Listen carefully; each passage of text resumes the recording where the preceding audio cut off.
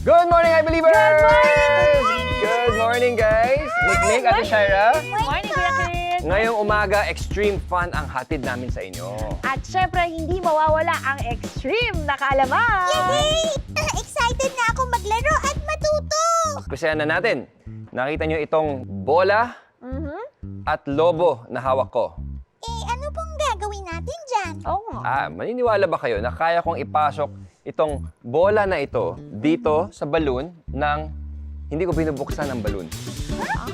I don't believe you. Talaga? Oh, well, to see is to believe. Bola, balloon.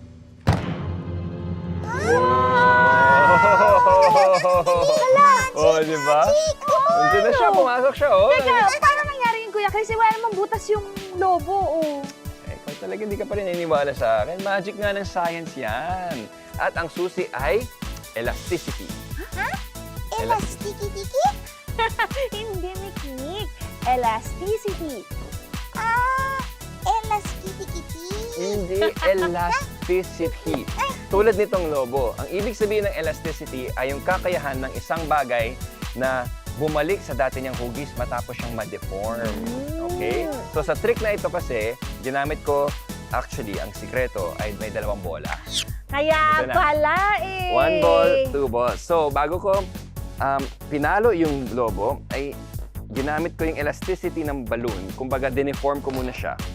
Okay? Nang tinatago yung isang bola na hawak-hawak ko dito. Nung pinalo ko silang ganyan, boom! Parang pumasok siya. Oo nga, no. Ayan. Ganun pala yun. Yung balloon na na-deform kanina, kasi inipit ko yung bola, tapos nung pinakawalan ko siya, bumalik siya sa dati niyang shape. Yan yung elasticity. Get? So guys, do you believe? I believe!